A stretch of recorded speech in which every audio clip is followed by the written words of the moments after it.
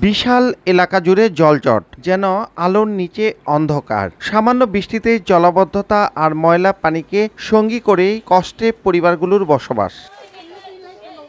এমন দশা মুন্সিগঞ্জের পদ্মাপাড়ের লৌহজংয়ে। শুধু কুমারভোগ গ্রামেই ১৫০ পরিবার ১০ বছর ধরে দুর্ভোগে। কনকসার, মামুদপট্টি, যশোলদিয়া, কান্দিপাড়া ও মাওয়া সহ উপজেলাটিতে প্রায় ৫০০ পরিবার জলজটের শিকার। খাল বিল ভরাটে প্রাকৃতিক পয়ঃনিষ্কাশন ব্যবস্থাও বিলীন, ড্রেনেজ ব্যবস্থাও নেই। তার উপর নিয়মনীতি উপেক্ষা করেই পদ্মায় অবৈধ বালু উত্তোলন করে আবার ভরাটও করা হচ্ছে। এতে নদী ভাঙন ও জলাবদ্ধতা ছাড়াও জীববৈচিত্র্যে নেতিবাচক প্রভাব পড়েছে। নোংরা পানির জন্য। আর দ্বিতীয় কথা, এখানে কোনো কে পদক্ষেপ আমরা মেম্বার বলি, কেউ পদক্ষেপ নেয় না। পানিতে মনে করেন থাকতে পারি না আমরা, আমাকে অনেক কষ্ট হয়। পানি জমে ভাই, আমরা চলাচল করতে পারি না। ড্রেনেজের ব্যবস্থা যদি অতি দ্রুত সত্য না করেন, তাহলে মানুষ ব্যাপকভাবে ক্ষয়ক্ষতি সাধন হচ্ছে।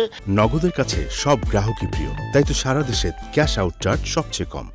পদ্মা সেতু ও ইলিশ ঘিরে মাওয়া, শিমুলিয়া সহ আশপাশের এলাকা পর্যটন হাবে পরিণত হয়েছে।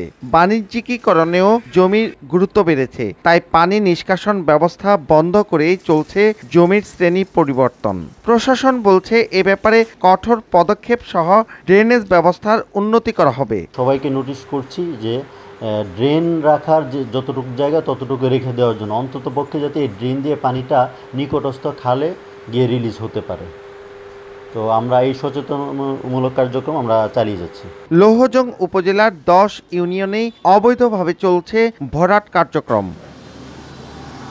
১,৭৭,৮০২ জন বসতির এই উপজেলায় গেল ৩ বছরে ১১% ফসলি জমি হ্রাস পেয়েছে।